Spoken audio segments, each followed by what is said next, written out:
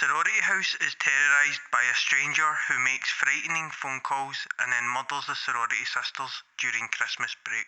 Black Christmas 1974. Original title, Stop Me. This is a first time watch for you? Yep, first time ever. It's interesting.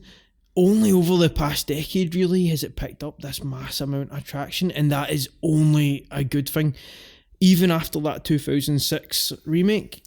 Was that any good? I didn't see them either. What was your thoughts? Considering you're a huge fan of the original, what's your thoughts on the remakes? It is a good film. You've got Lacey Chabert. It's written by the guys that did Final Destination, X-Files. They give too much away of Billy for my liking. You see Billy. They give him a mad condition kind of thing. I assumed through this movie that he obviously has a condition of some kind anyway. It's a physical one in the movie. Oh, He's right, kind of yellow. It's interesting. It is a cool movie. It's very violent, but they show him, and that for me is a big no-no. I don't mind showing him at the very end if that's going to be the final shot of the movie. I'm okay with that, but don't show him like early on so we know what he's like. What I will say is the reason I haven't seen this before, well, there's various reasons, but I think the main reason is I don't like the title. I don't like the name. I don't think this needs to be a Christmas movie. Like, it does, and it works, and it totally uses the theme of Christmas well, but what I mean is, in general, when you hear that, it sounds a bit gimmicky. Yeah. So when I heard Black Christmas, I'm like, oh, it's just a cheap Christmas movie. See if this just has see if it's called, like, The Stalker, or The Stranger, or whatever, like that's more intriguing to me, but just Black Christmas just made it sound like one of those like Black Friday movies or something like that. Do you know what I mean? Like, I've always like an evil Santa. I always thought this movie was about an evil Santa Claus or like some dark elf or something like that. I've always adored it because it's that inverted idea of Christmas. Yeah, no, I understand. Like, obviously, it's a play on white Christmas. Like, I understand. I just don't think it. For me, when I first heard this movie, before I knew what it was about, I heard the title and thought it was a bit cheesy, so never bothered to watch it. Usually a marketing strategy more than anything, as you know, but I totally get that as well. This movie opens with the exterior of this house, and Silent Night is playing. Oh, you're into it. I am so into this. Right, so before I watched this movie, I was given instructions by Karen. Yep. I was told to make it dark, make it cold, watch it alone late at night. Lights out. So I waited until the kids and the wife went to bed. I turned all the lights out. I opened my window in the middle of December. It was fucking freezing. And I sat and I watched this. And I must say, I don't think it made a difference. I'm sorry that you lost the heat in this. These are the aesthetics I follow because I think it adds something so much to this entire film. This is a film that I think you should put on just as the candles are dying. Oh yeah. The opening shot of this movie is everything about cinema to me. The opposing threat is just standing watching, and we know his mind already and what he's going to do, and this is devastating and chilling from the get-go. This is and I'll say this in the review, I've spoken about this film since we've known each other. Yeah. This is just as important to me as Halloween. I look at this film on the shelf and I get chills. It feels like a little movie that is still on the video nasty list that shouldn't have made its way into the populace. I find it really chilling. We get this first perspective. They're scoping out the house. So I don't know that this guy's called Billy until near the end of the movie. So I just referred to him in my notes as like the stalker, as I've called him, or the creep. We have this creep stalking this house. He's outside, and it's a first person view. It's showing you shots inside the house. We get this beautiful cinematography, warm glows. This is by the master Bob Clark, mostly famous for A Christmas Story. Right, okay. That's another classic. Amazing. For different reasons. Inverted from this. Yeah. Imagine having those two films on your resume, man. That's kind of crazy. I watched Christmas Story with the family Holiday. You said that They kids didn't like it, man. There was a BB gun. with the pure bored. They were pure. See that bit where Ralphie has a fantasy and it's like all the robbers going into his house and he shoots them all, he's dressed up as girl. They were like, what is this? So he did, Bob Clark was amazing. His career was kind of solid with those Baby Genius movies. They were. I know, but he really did some great movies, man. Children Shouldn't Play with Dead Things. Death Dream is phenomenal, Rido. That's about a boy that comes back from war and he gradually turns into a zombie as the movie goes on because he died in the war. Okay. It is amazing, man. It is so good.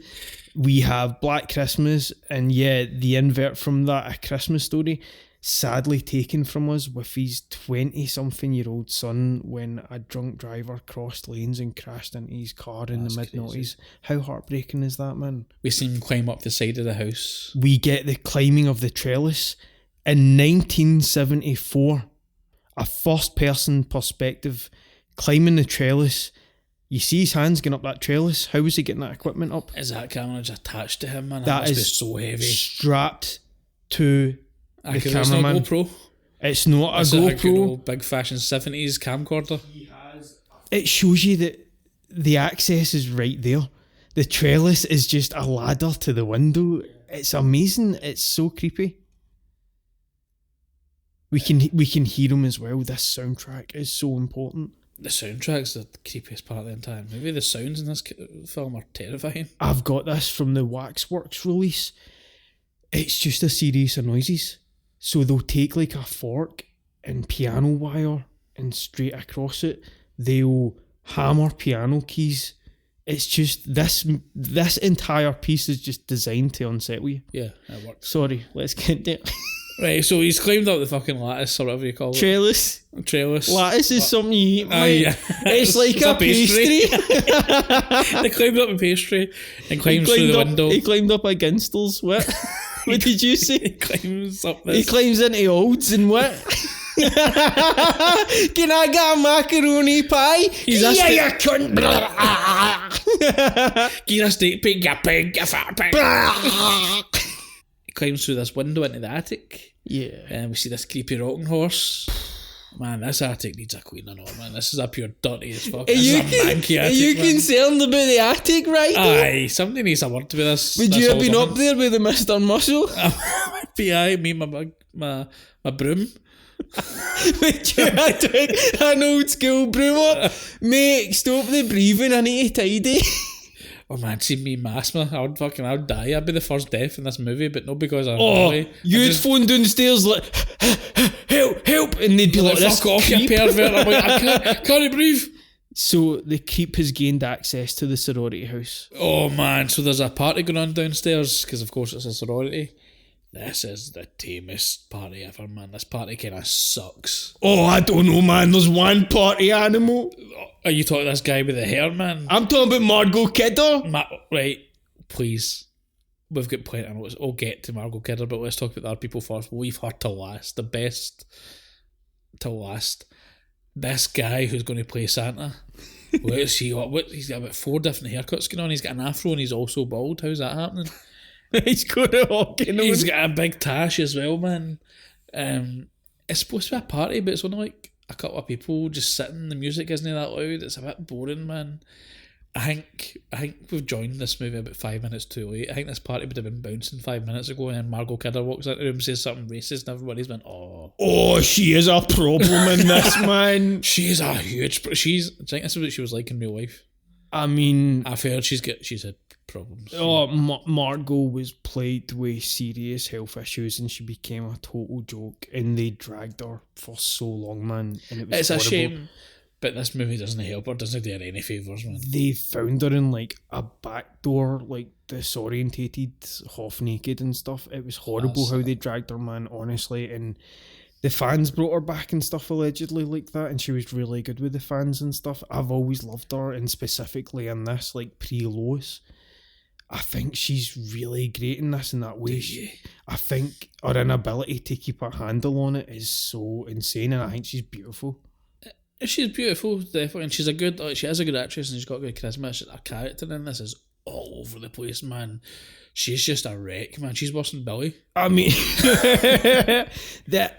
we all know a Barb. I was a Barb when I drank. I was a problem. I met a few Barbs. And it is true to life. There's always that one person at the party that takes it too far. They all discuss. It's winding down at the university because it's Christmas.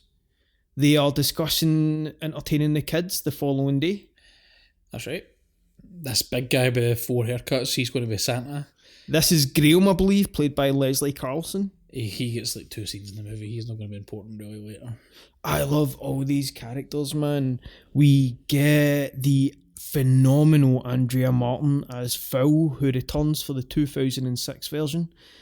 We get Phil, right? Okay, I feel really mean because I didn't know her name until after the movie when I looked at the I love her style, man. So I refer to her throughout my notes as Specky. Oh, you can date though. You're one of them. I know I've got specs, but like, not to be mean, but like I didn't know her name, so I'm just like, oh, Specky goes upstairs. How nice is her throw, man? It's pure groomed to she perfection. Looks lovely it's in nice this. And round. No, she does. She's the house mother in 2006. Oh, good. Is she cool. also a raging alcoholic? Because that's a problem in this movie as well. Right, okay, so we've got Phil, who's Specky. We've got Margot Kidder, who's the drunken nuisance. We've got Lynn Griffin as Claire Harrison. This is the little sort of timid cutie. I think they call her a virgin at one point. We get the phenomenally Canadian Art Hindle, who I totally adore. Great character actor. Appeared with Cronenberg a couple of times. I seek out his Hallmark Lifetime movies every year. So I love this guy. Who does he play? He plays Chris. He wears the big furry... The big fur coat. I'll get notes on this fur coat. Everybody... So the fur coat has become infamous and he still talks about it and he still has it. Oh, really? He still has the coat. And you know, that's real. That's not a full coat. I don't love that, but you're totally right. Aye. You made in the fucking deep end of Canada. This bad boy is Bob Clark is Canadian. Art Hindle has so much charisma in this. I believe this. I believe this world. Yeah. Chris is a townie. I like that aspect of it. And we get the lead. Jess, played by the phenomenally beautiful Olivia Hussey, massive from her adaptation of Romeo and Juliet. Yeah. Can I drop a bit of trivia about Olivia Hussey? Okay. It was a red carpet or something to do with the process on Roxanne. Steve Martin approached her and said that he absolutely adored her and watched her movie 27 times. She said Romeo and Juliet and he said no, Black Christmas. Steve Martin said that? Steve Martin said that. That's a fact that has lived with me and I think about that from time to time.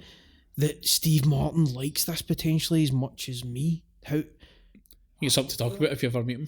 She's our final girl. She's our main character. Yeah. She's not very good in this, is she? I think she's great in it. She's a bit... This accent is all over the place, man. She sounds like Jared Butler trying to be an American.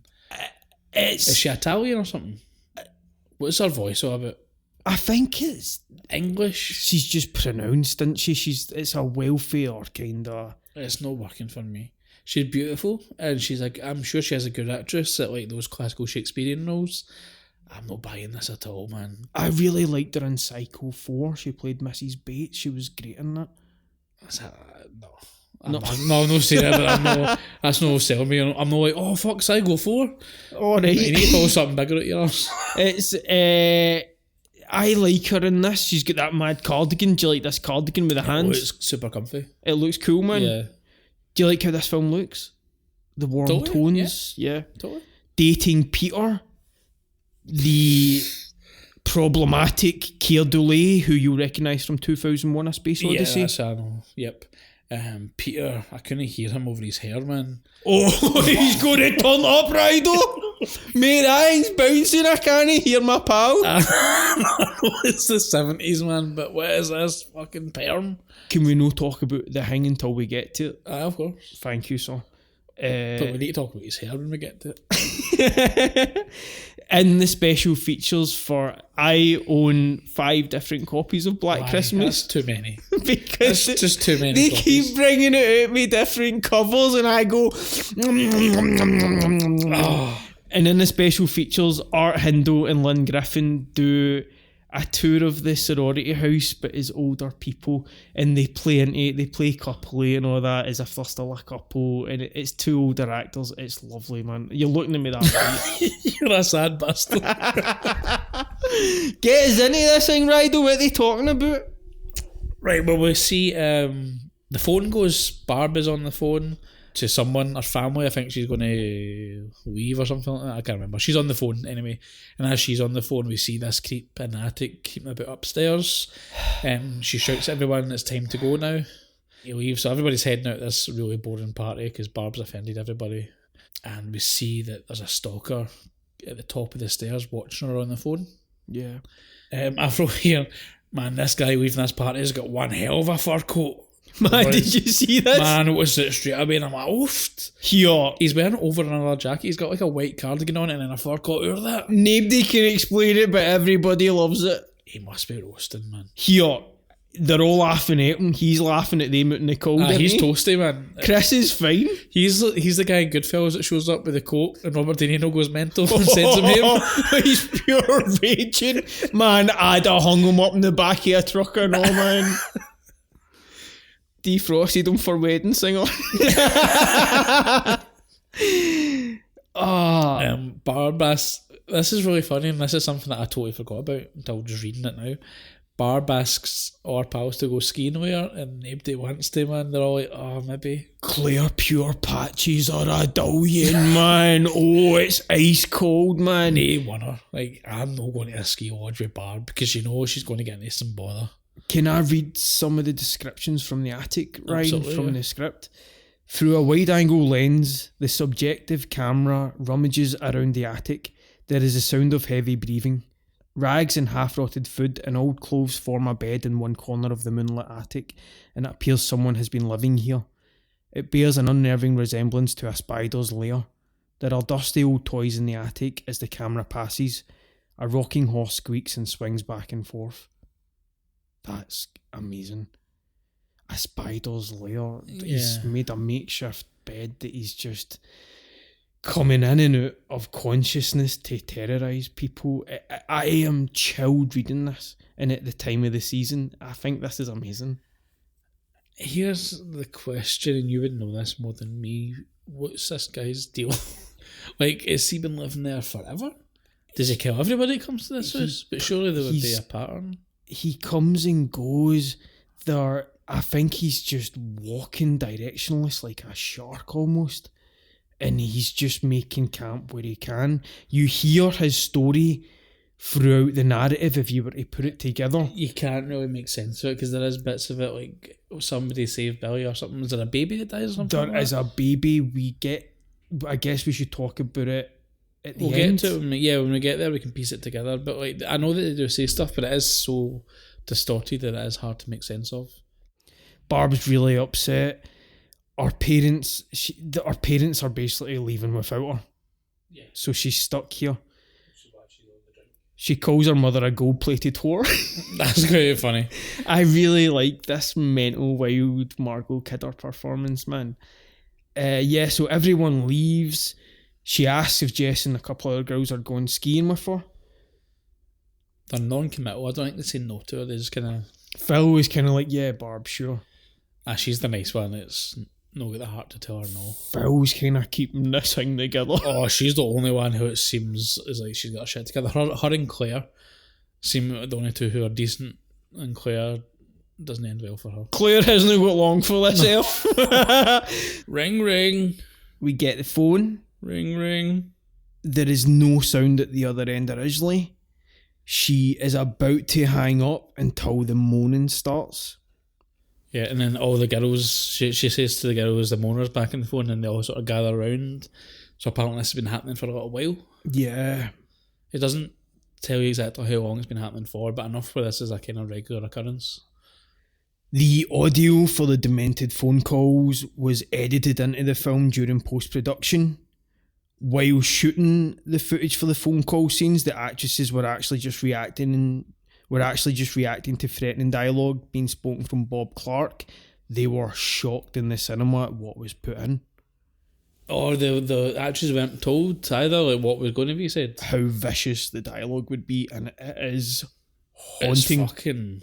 Another sort of rule that I gave to you when watching this, I would prefer the girls weren't anywhere near this film. They wouldn't have been anyway, that was a given. But even your wife, there was a warning that came with that.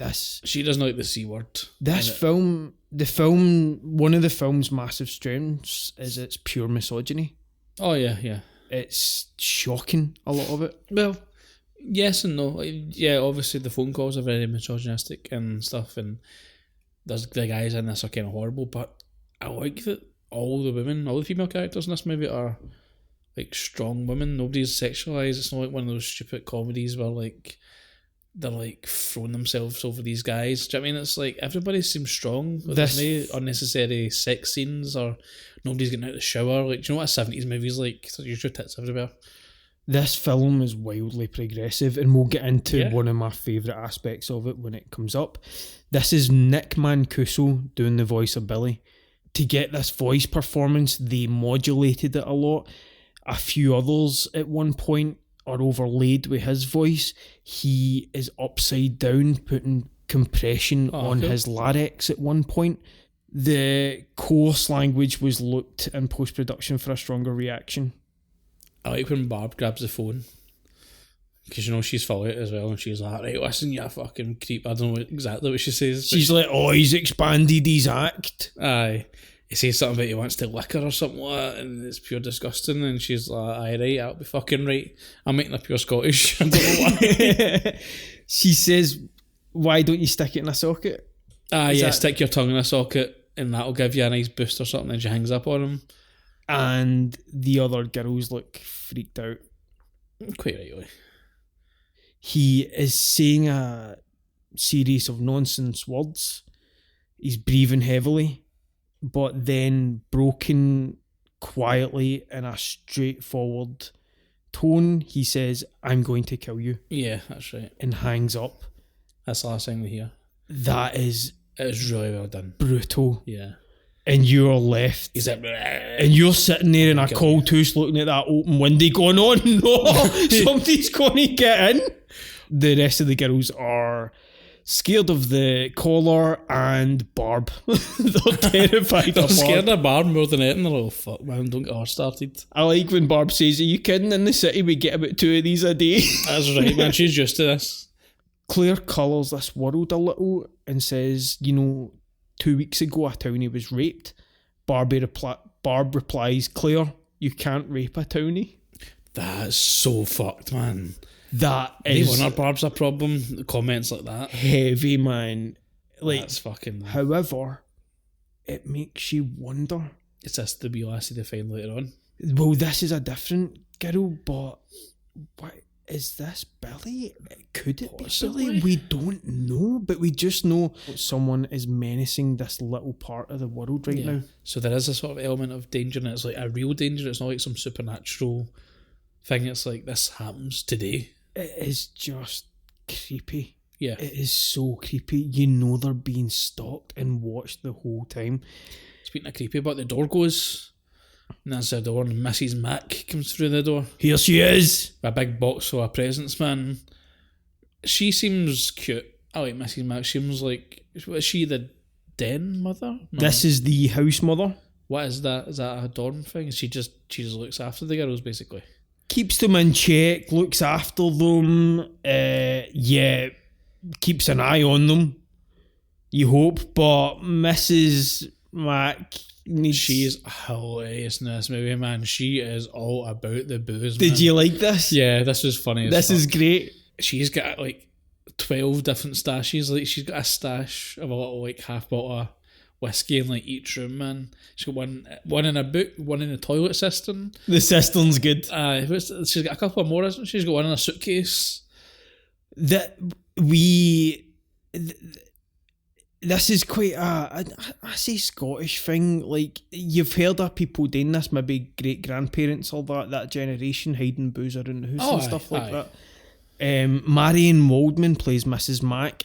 She likes her sherry. She hides it all in the house, and sherry, is that what it is? She loves her cat, and I think she is so electric in this. Yeah, she is. She's real charismatic. She's just as daft as the girls, but they do love her though in their way. Yeah, they love her and they respect her as an older woman, but she also seems like she's one of them. Yeah.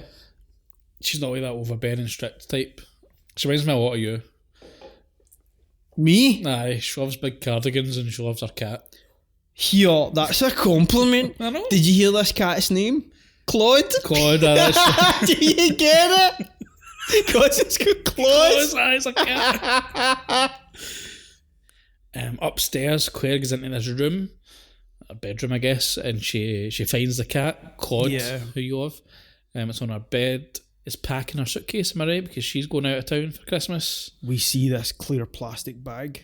Yeah, in her closet. She senses something, she looks over her shoulder, she can't see it, and she does the stupid thing, which I guess in the early 70s hadn't been done yet, but we've seen enough horror movies now to go, you don't walk slowly towards that. You're on like fuck. We get a handheld subjective shot through the bag here as we see Claire's shape. This is amazing, Rido. Yeah, it is. That's really good. And we see her walking slowly towards it, and we know. Again, it's my first time seeing it, but I'm like, this bitch is dead. She thinks it's maybe Claude. Did this work for you? No, yeah, it worked. I was just wondering what was going to happen. I knew that something was going to happen. I thought, is she going to go in there and he's actually under the bed? It's sort of a fake out. Is it going to be like, is it going to just do a quick jump cut where it just fades to black? We hear a scream that goes to black. I didn't know what was going to happen, but the sort of sudden bag going over the head was quite shocking, man. It's quite a good wee scare. We get, Claire is suffocated. This becomes one of the images, man, it's kind of horrific. This is the image from the poster, and it's beautiful. It is terrifying. It later becomes Claire on the rocking chair, and it's haunting as she screams. The plastic's moulded into her face. This is amazing. We get Mrs. Mac getting a present. Yep. Well, I've wrote here, the girls are opening presents downstairs with Mrs. Mac. As they're doing this, we see a shadowy figure upstairs moving the body around. That's cool, man. See the way the shadows work here? This was really well made. Full of life downstairs, just as one of their own's been taken upstairs. And because they are full of life downstairs and they make so much noise, they can't hear anything that's going on. If we don't see it either, it's all done in shadows, which is cool. We just see the body moving from the bedroom up to the basement. The spider taking its prey back to the lair. Yeah. It's horrendous and chilling. I use that word a lot. It is what it is, man. Yeah. This house itself is such a character in this. Mrs. Mac is giving a rather daring negligee. She says, "Oh, girls, it's lovely." She does not love it. No, of course not. No, she's past it. She says, "I've got as much use for this as I do a chastity belt." Mrs. Mac, dirty dog. Oh man, loaded on the sherry. Oh, you know she takes a sherry, man. Claire, send Chris up with his furry coat. Aye, tell him to keep it on. He can see my furry coat. Jess walks in here, the phone goes again. It's for Jess this time. She answers it. We find out it's her love interest. I don't think we hear his name on the phone at this point, but we go to find out this is Peter that calls her. Phil announces this is Peter. They are all relieved. The camera follows Jess as she moves to answer the phone. Peter asks how the party was. Jess says it was good. Too bad he couldn't make it. He says that he's been practicing for 4 days straight. We get the impression he's quite stressed out. Jess asks for him to find some time. They have to talk. The other girls move past Jess and go upstairs. Jess picks up the phone and moves out of the hall. Mrs. Mac stops on her way up. She says, "Can you turn out the lights?" Pete and Jess go back and forth. They agree to meet the next day in room 30 around 2 o'clock. He says he's exhausted. He didn't mean to sound short with her. This is building that he could be the caller. It's doing a good idea of making him seem unstable. Maybe not so much now, but we'll get that later. But there's definitely some tension in this relationship. We know that for the start. He sounds sort of stressed out and short with her on the phone. The relationship is strained. We know that immediately. Yep. And I guess that kind of is a running theme throughout the movie.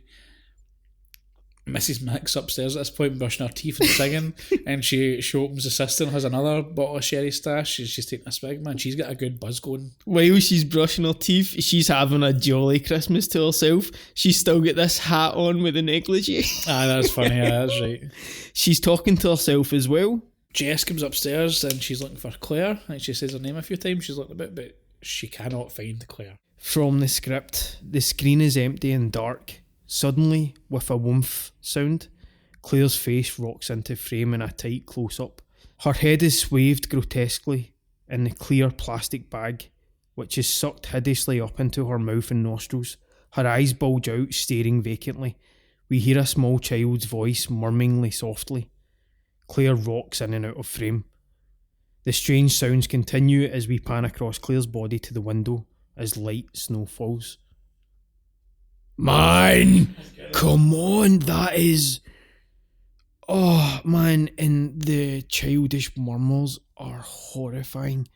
It gets worse throughout the movie. There's one point where Claire's body's got like a doll in her arm, like she's a mother sort of thing, and it's like Billy's sitting at her feet. It's pure weird, man. Playing with this thing. He's playing with the bodies, man. It's fucking crazy. What happens next Friday? Oh, man, that's my favourite part of the movie. Happens next. It's my favourite part of the entire film. Do you like when he gets clamped with this? Fucking leather to a So we see this old man. We don't know who he is at this point. He's standing about outside a church. We hear the gong of the bell, and this wee old man's looking at his watch. He looks a wee bit worried. Then boofed right a big snowball right up his. Were you howling? I was howling, man. This caught me so off guard. I wasn't expecting it. Obviously, I'm sitting here. It's like midnight. It's freezing cold in my house. I'm trying to be all scared and creeped out. And I'm laughing like fuck. This is Mr. James Edmund as Mr. Harrison. This is Claire's father. At this point, I'm a bit worried because I know he's going to be sitting here thinking, did this old guy just get leathered with a snowball? Where is this going? Is Billy throwing snowballs at people now? So were you thinking about me watching this film? Oh, I was a bit nervous with this one, man. This is pure... If you came in and just rattled this, I would regret for an hour and a half. James Edmund is really good in this. He's the concerned father. He's waiting on Claire. He gets lamped with this snowball. It's a belter, man, right in the face. They didn't hold back with this. We see kids playing. We did this in school, obviously. I remember the day Higgy ramped up this proper sphere, man. It was a beast, man. It was a white, perfect ball. And he threw it right when this thing took flight, man. It was like watching Forrest Gump run. It was like art, man. You believed it could fly. And then a teacher came out the double doors to warn us all, you can't be throwing stuff. What we didn't know is Higgy had centred this thing with a stone right in the middle, man. I was about to say that, man. You got those wee arseholes that done that. That was Higgy. They put a brick in the middle of the snowball or something. The thing was huge. The snow was just a mild surface on this rock. Oh. Hits the math teacher in the face. Oh, shit. A mix of ice, fright and sheer shock hits. Nobody laughs, man. That's one of those, oh my god. She walks back in and the investigation starts, man. I remember the sound of that. That's crazy. That's all I've got. It was horrible. I felt for her. You get some things that are funny, and then there's some moments where you're like, oh fuck. I heard she was scared of snowballs in June. I knew somebody in school that lost an eye, man. Was it any day with snowballs? I get hit by a snowball, but I had like stones in it, and like, I don't know if it was stones or if it was like a bit of ice, but it was like a bit of like pointy, jaggy ice. It was my like, man, it rattled right after eye, man. I don't think they lost their eye, but like they went blind, that they couldn't see in that eye anymore because like the stone fucking rattled him right in the pupil. Do you know if they got any ice powers? No. Could they see into the future like every December? Can only see like a week in the future. They always know what they're getting for Christmas. That's a mildly useful power. It's a pure Shannon hair power. Oh, like it's the fucking the shoes I asked for. That's all they can knew? do. Can you tell who robbed that bank? In December. Happened in June? No, then. The Avengers team's pure pish. They've got blue tack guy I know. He can generate blue tack for his firm. That's it. They can't do If much. you need something stuck up in a wall, though, that's the guy to phone. They only hang about in December. What, man? So Seasonal Avengers. One guy that pisses tinsel. That's all he does. It's not even extra powerful tinsel, it's just a pure Poundland Shannon. you've got an air one that can make the displays appear on every telly, you know, the fireplace. But that's it. You pure don't want to see it in You June. can just turn on Netflix slightly faster than everyone else. It's just convenient more than anything.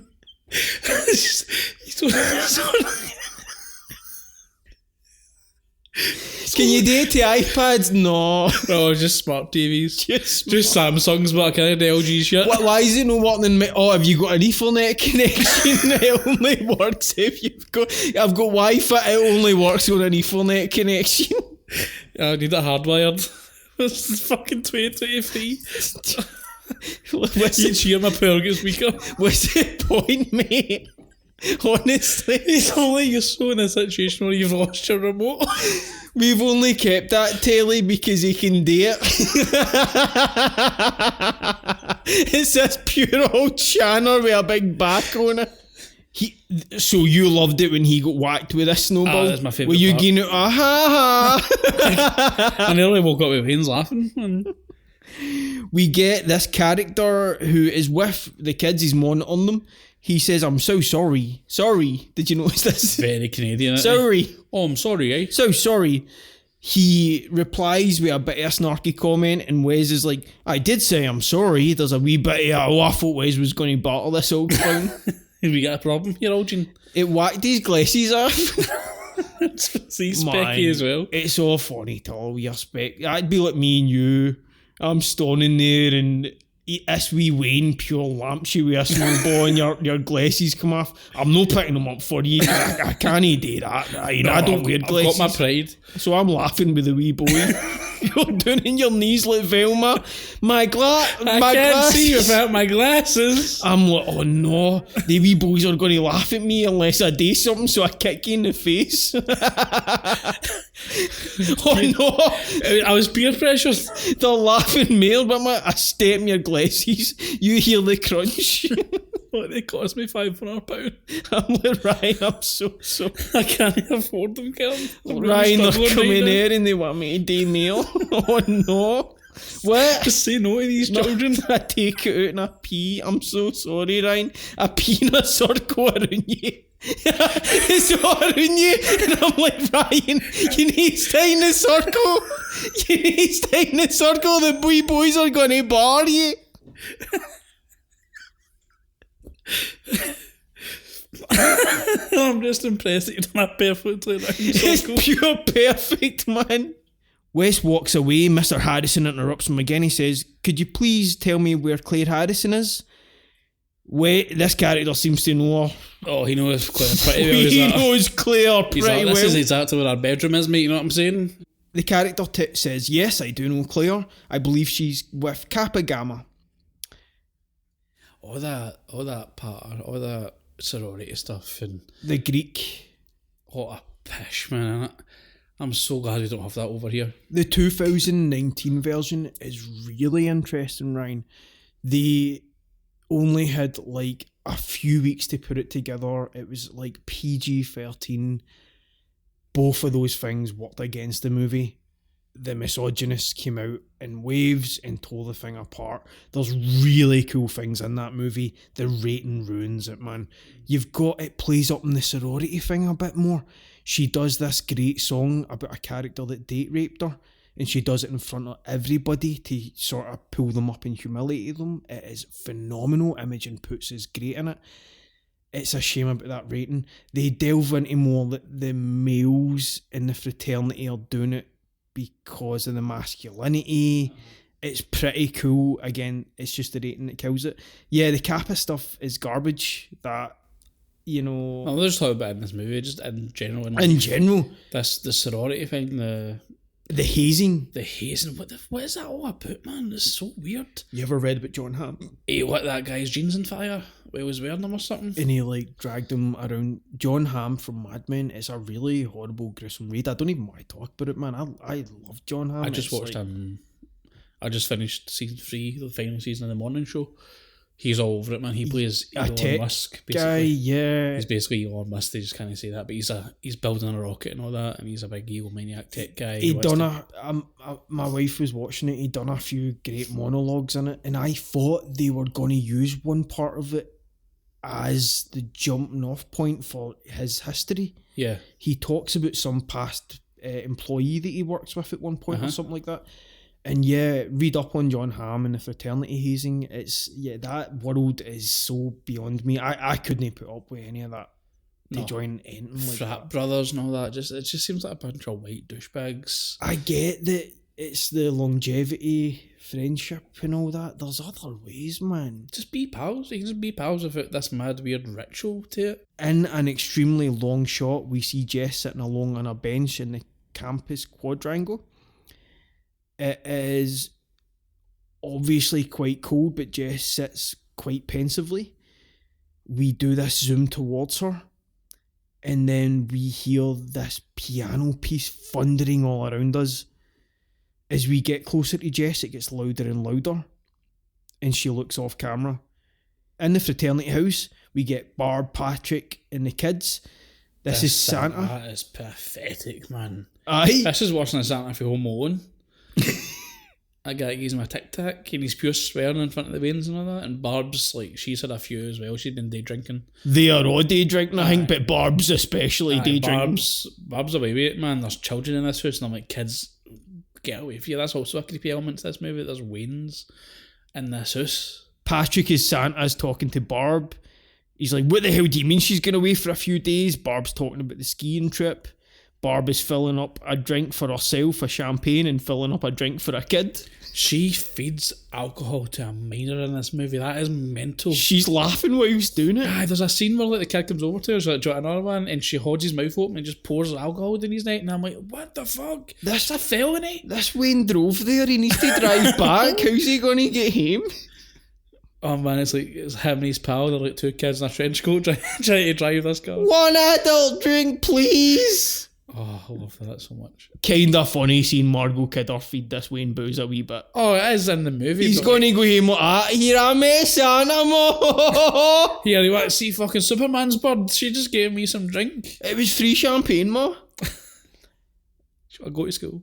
She says Santa's naughty, talking about his swearing while she feeds this kid booze. The screen is black. There is faint mumbling. It gets louder and louder.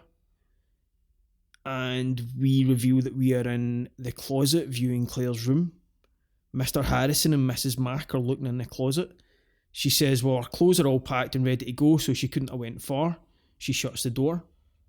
Mrs. Mack then says, I just don't know, maybe she's over at Delta Chai. There's a party over there for the underprivileged children. Man, Mr. Harrison hates this house. He does not like this vibe. You can tell he's a conservative guy. He does not want his daughter expressing herself, man. That is not what he's paying for. There's a peace symbol there's a poster of like a peace symbol, I think, on the wall, but it's got like a naked person or somebody's like butt cheeks on it, and Mrs. Mack puts her hand over it. She's talking to him. Cover it up, and it's really obvious what she's doing. She's protective of the girls. Yeah, he picks up a glass. He picks up a glass and smells it, clearly indicating there's a bong or something like that. There was alcohol in it from the night before. Yeah, and he does not approve. My daughter will not be drinking alcohol.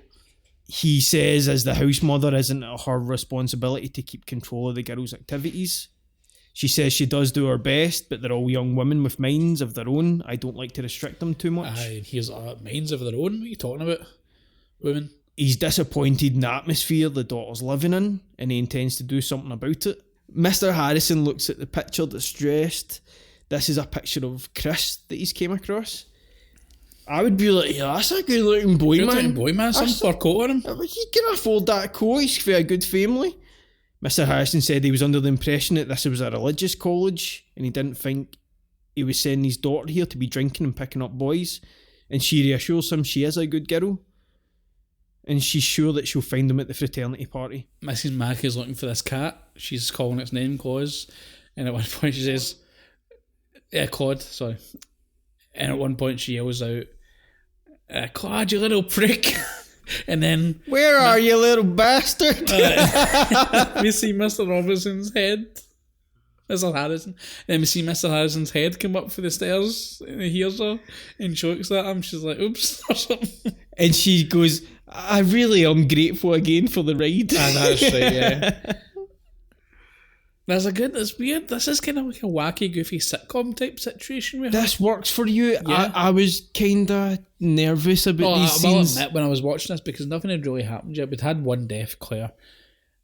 And by the way, you told me not to watch any trailers, not anything, so I went into this movie blind. I didn't know anything about it. I didn't know who the killer was. I was still thinking it was going to be some sort of like fucking Santa or like a Krampus type situation. I didn't know anything about it, so I was like, oh no, it's not going to be some stupid monster, is it?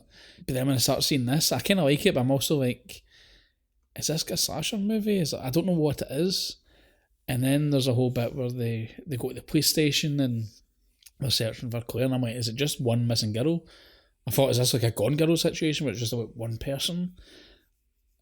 I don't know, like, it was not... Going into this movie blind is a strange experience, because the tone of the movie is kind of weird. It's super creepy with like the phone calls, but then you've got this stuff with Mrs. Mack, and it's kind of like a weird sort of family sitcom. It's nice and warm and goofy and kind of like comedic. It's a good mix. Before it fucks you up, man. It's a These are yes. It is a weird tone. It's totally Canadian, and it's like Halloween went out to the masses, but this little thing sat on the shelves, snow covered, but you're too scared to touch it, because it is this little oddity, man. It's so incredible, and this is zany, all of this. And it works. This extreme high angle shot from the attic window of the snow covered lawn in the house. Out from under the eaves, Mr. Harrison and Miss Mack walk out to his car parked at the curb in front of the house. The camera pulls back and the corpse appears in the side of the shot. His daughter is dead and watching over as he leaves to look for her. That's, brutal.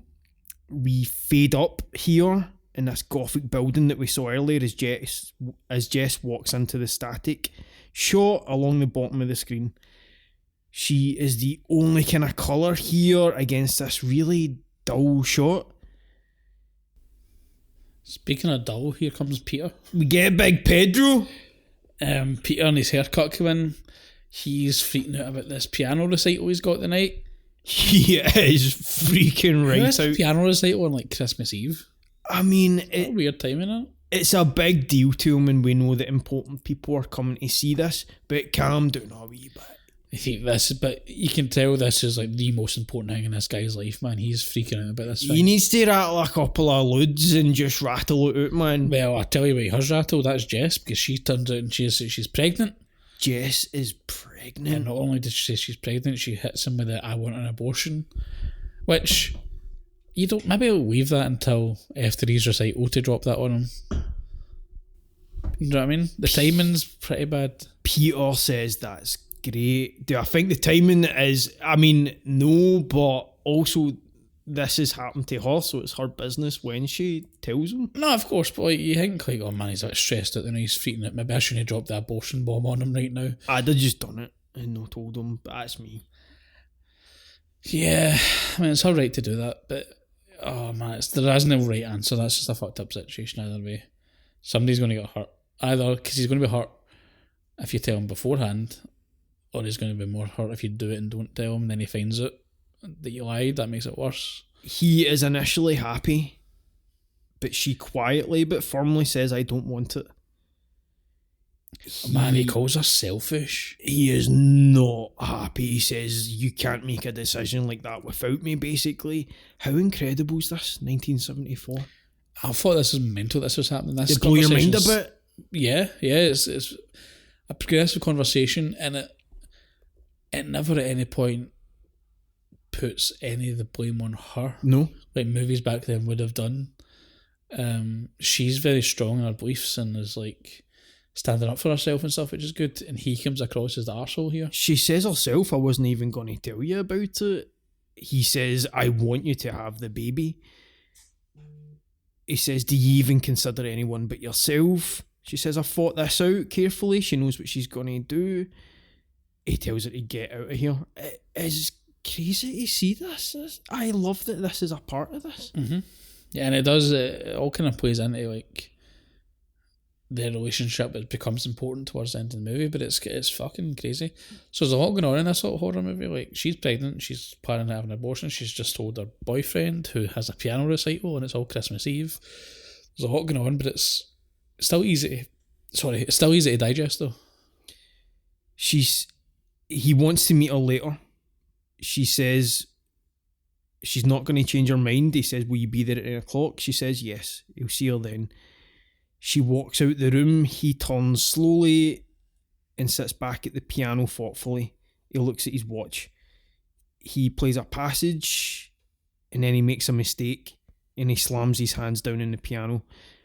The piano blends in and out of the score. It's implied heavily Peter could be the killer.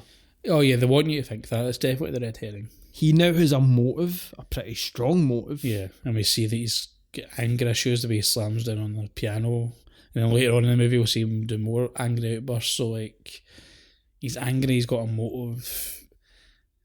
There's a baby mentioned at one point on one of the phone calls, and she just says she's pregnant, so there is a bit, you can see where they're coming from. Back in the fraternity house, Mr. Harrison is shouting. And Barbara's getting semen with these veins as well. She's wrecked with these veins. Her and these veins are on it. They're just passing a bottle of Mag Dog around. Mr. Harrison is like, oh no.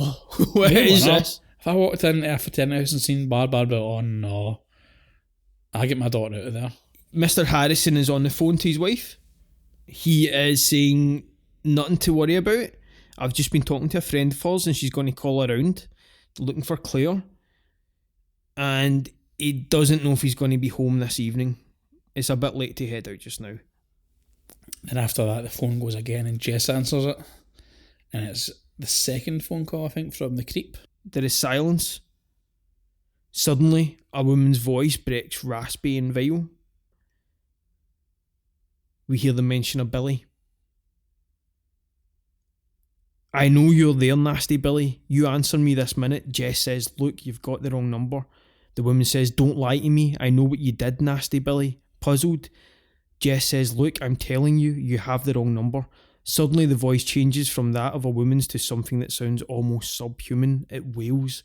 This is the multiple modified voices together at once to give it this animalistic kind of tone. Jess slams the phone down and almost as if it's just... She slams the phone down instantly. She looks down with a shudder, not exactly sure what to do. We hear this banging sound. And Jess moves towards it, into the hall. We get this small police station, Christmas decorations around. We get this police sergeant standing behind a counter. Oh man, this guy gets it tight throughout the whole movie, man. Oh, what's this guy's name? Because he's a bully victim. This is Doug McGrath as Sergeant Nash. Nash gets it brutal in this. Nash maybe gets it worse than the woman. Oh man, Barbara. They get murdered. Bye, that's fair. But he gets verbally murdered a few times. They are all talking at once, and Barb is wrecked. He's done with this, man. He hates his job. You can tell he's standing behind this counter listening to these arseholes all day, every day. You know what it's like. He doesn't even care that Barb sent 5 of these Wayne same driving home steaming. There's like 5 DUIs out there, Nash. He says, we know she's not at the sorority house we called there. What are we going to do about this? What's the procedure? How do we find Claire? No one's seen her since last night. In fairness, Nash doesn't give a fuck. He's like, 9 times out of 10, it's probably she's just shacked up with some boyfriend, if that's any consolation. Is that do your job, Nash? She was into boys with fur coats. Do you know how many fur coats there are now? She's working her way around them. She wants to try every animal. Barb says, well, what the hell are you going to do about it? She's fucking wrecked, man. She should not be in a police station. She's sludding up a storm, man. Staring at Barb, he says, and you, pointing at her, just shut up. She's awful with this cop. My dad snapped the cuffs on her and took her into the cells to sleep it off. She says, for a public servant, your attitude stinks. I think you should. And he says, staring at her, shut up. It's really funny. I think she needs a fucking time out. Oh, she stinks of like that pure cheap booze and cigarettes as well, man. So does Mrs. Mac, man. This Mr. Harrison sandwiched in between these boo sounds. He's getting a buzz just being near them, man. See if he sparked a lighter, man, the whole police station would go up. Barb turns away and stares angrily off into the camera. The sergeant tells Mr. Harrison, if she's missing, you can fill out a form. He pulls out a form. He says, I don't know if it'll be any consolation, but yeah, 90% of the time the girls from the college have usually just wandered off with their boyfriends. Mr. Harrison said, that isn't a consolation. See, before you file a missing persons report, right, maybe check all the rooms in the house first. Big house. But still, there's a lot of people in it. Like, if you're going to file a missing persons report, just check all the rooms. Maybe she's in somebody else's room. Maybe she passed out too much to drink. Have a wee peek in the basement. Ada went, Claude, and gave him the scent and flung him in the middle of the room. And everybody would have went, Kaelin, that's a house cat. And Ada went, let's follow him. Yeah, you go up to her room, get a pair of her underwear, get to Claude, you go, here you go, sniff her, Claude's like, Rrr. And then I go, and Mr. Harrison goes, oh God, what's happening here? And I go, do you want a whiff? We're fucking mental down here, mate. Get to fuck. That's coat's human for. I pull out a snowball and rattle him with it, and he goes, where did that come from? And I goes, I was keeping it in the freezer for you, Specky. I pumped your daughter and all. Your daughter's dead, fucking do it, get to fuck. You never seen her again, you bastard. We bagged her. You're obviously met me after I steal your glasses. And you take them off him and I give him the double done.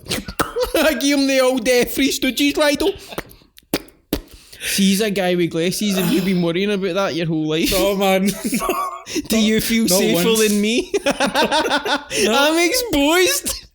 I've just been hoping I don't meet Larry and Curly.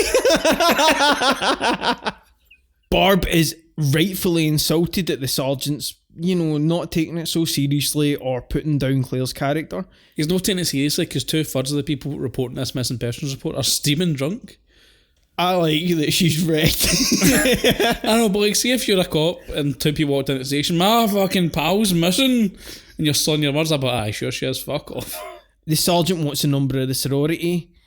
Barb tells him it is Fellatio 20880, meaning the area code. Yeah, but she says Fellatio and he doesn't know what that is. He's just looking at her like, how'd you spell that? That maybe, he's made out an idiot. That might have been a new word. Do you think that was a new word in the 70s? 74? Aye. Fellatio was kind of like a big word. That's kind of the scientific word, is it? The what? Scientific? It's kind of funny because he goes along with this. He says, that's a new one in me. How do you spell it? She spells Fellatio. Claire's boyfriend, Chris, with the fur coat, but he's not got his fur coat on here because he's playing hockey. He's a goalkeeper. She says that Claire's missing. Is he with you? He says, no, she's not been with me. I've not seen her since last night. And then we cut to Peter, who's doing his piano recital, and I've got some comments about his attire here. Chris is rightfully concerned about Claire. He does love her. He rushes out his the game girlfriend and she's missing immediately. So, like, rightfully, he's like, fuck, we need to go find her. Peter, on the other hand, is staying in this piano recital, right? He's wearing a turtleneck and a plaid suit jacket, man, and he is fucking sweating. And that hair's still turned up, man. Fuck, man, that hair isn't going anywhere. It's like a fucking helmet. It's like a Lego hair, isn't it? That polo neck's no helping with the sweat. A polo neck and a big, one of those big, like, they call it a sports jacket. Do you know what I mean? One of those horrible John Candy suit jackets. He is sweating up a storm. His fingers will be soaking playing that piano. Wee puddles. Exactly, that's what I'm saying. So he fucks up this recital, basically. I think. I don't know anything about piano, but it sounds no bad to me. Imagine me and you on the board. I'd be, he fucked it there. I would be too distracted, be sweating up. He is dripping, I man. heard his missus is pregnant. Fuck it. Because it's the 70s, so it's still pure shock. Like, she's having an abortion, fuck. Oh my god. Check, she's been to church. Our pal Claire is missing out. I heard that Barb's bad news, man. I heard the house model drinks. Here, but it's fellatio. He pure goosies this, man. He fucks his piano recital up because he's... I mean, I think it's implied that he's because he's too distracted by the whole Jess pregnant situation. I think he's just shite at the piano. Do you think he's just... He's pure... Do you think he's been bad the whole time? Aye. He's shite, man. So back at the police station, we're introduced to... Who we're introduced to? We get Mr. John Saxon, man. This was... I can't believe he's in this movie. This is Lieutenant Ken Fuller. This was a last minute addition, man. The role of Lieutenant Fuller was originally supposed to be played by Edmund O'Brien, but due to failing health from Alzheimer's, he had to be replaced. John Saxon, who had originally been considered for the role, was brought in at the last minute when a space in his schedule opened up. From memory, Saxon was a day player, so the studios just pulled him in and out for parts all the time. He was reliable, he showed up and he did the work every single time. He steals this movie, I think. John Saxon so good. is amazing in everything, dude. He, a beautiful man on screen. He's got those dark eyes. Very old, it's going to sound stupid, but he's very old-fashioned looking. Like, it could fit in like a 1930s gangster movie easily, just that look. To a compliment, that's an absolute compliment. That's why the studios loved him. You nailed it. When Wes brought him in for Nightmare on Elm Street, he brought out a small case. And this is all from memory, sorry, but he said, "What one do you want me to have, Wes?" It was 5 different hairpieces. That's amazing. Because it's an obvious piece, but the man looks beautiful. Had to change his name from John Saxon. Had to change his name to John Saxon from... I want to mention that because that's definitely a us thing. And then we'll move on, Ryan. I know I'm taking forever, but... Born Carmine Orico. He had to change his name to John Saxon for work. That sucks. Man's name was beautiful. John Saxon was beautiful. We lost him not long ago. It sucks. He was massively proud of this film, which we will both love to hear. Yeah. He's great in it, man. He's great in all the movies. He's still the bad guy in Enter the Dragon as well? Yeah, he's in Enter the Dragon. They two are great together. Yeah. Played a few villain roles. Played it in horror quite a bit. Good few westerns. John Saxon was phenomenal. Yeah, he's great in this one. Real great. So he's introduced. This is him coming on screen now as Lieutenant. There's been a second missing persons report. Yeah. At this point, we're seeing this now. This is when Chris shows up to the police station and he is raging. He comes in with his fur coat and he's fucking wanting to speak to the lieutenant. He comes in swinging his big furry dick around here, man. Oh, he is livid, man. He wants answers and he wants them now. I can't hear him over this coat. Oh, it's loud. I love it. It's amazing. So we cut back to the house and Mrs. Mack is making dinner for Claire's dad, Phil, and a very, very drunk Barb who's sitting on this couch almost passed out, man. She stands up for this couch, man. I'm like, is this what she was like in the Superman set? Oh, man. You believed he could fly and you believed she could stand on her 2 feet because they used the same pulley system to keep her up. She is so phenomenal. I like this scene. This is when it starts to feel real that Claire isn't coming back. It's sombering. Yeah, kinda. I think Barb's a bit over the top here. She starts talking about the turtle fucking. Barb will put people off this movie. I understand that. I do. It's a big performance, but I was a drunk idiot like this. I know loads of drunk idiots like this. It adds a little something to it, and ultimately, I do like the fact that she mentions at one point after the whole turtle fucking thing, which is a bit weird. She does say that it's my fault that she's dead, and maybe she's been drinking so heavily because she feels so guilty that Claire's missing. she's also, I mean, Her parents have fucked she's her as well. traumatised. Her parents have ditched her during the season. The Holdovers does that with Paul Giamatti as well, and it's the idea that you've just kept them in their place whilst you enjoy the season to yourself. That is traumatising. That's awful. Yeah. She's in and out of consciousness with the guilt and her dark, heavy thoughts. Barb's a tragic character. Yes. So we have this uncomfortable scene where she approaches the dinner table, talks about turtles can screw for 3 days. hours, 3 days at a time. She says something like, "Oh, you'd be over watching the giraffes because they only do it for 3 minutes or something like that." Is that, am I saying that right? I don't know, it's a weird scene. She says she went over to watch the zebras. They only make it for about 30 seconds. She goes off in this drunken laughter. The rest of the table's kind of embarrassed. Barb stops and just stares at them. It's pure uncomfortable and awkward, but you can tell she's also very sad. At the same time, it cuts to Peter as well. He's smashing up his piano at this point. He's went mental. He takes the stool and starts breaking his piano apart. Am I right? That's not how you play a piano. No, it's not going to work like that, mate. Although it sounds better than what he was doing earlier. He should have just plugged it in. Turned it off and on again. He wrecks this thing. He gives a really solid little performance. Pete's having a movie of his own and it works. Pete's good in this movie. Like, he's a good actor, but his character just is a psychopath. Well, displaying men's anger, it works. It's really terrific. This is when Barb is told to go to bed. Go home, Barb, you're drunk. Yeah, it's one of those ones where they just get to fuck Barb. Yeah, well, Chris and Jess show up here and they take the rest of them out to go looking for Claire on this sort of search party hunt. Yeah. Mrs. Max stays at home and she says that she's going to her sister's, so she might not be there when they get back. And I'm thinking immediately, oh, she's dying.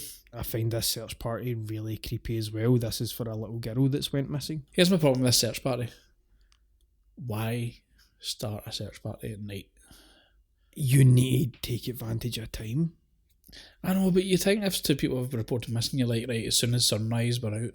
But they start this thing at like, it looks like it's 9 o'clock at night and it's pitch black. I'm like, you're not going to find much at 9 o'clock. That's just me. I would do it in daybreaks. But I suppose you're right. Maybe there's a ticking clock.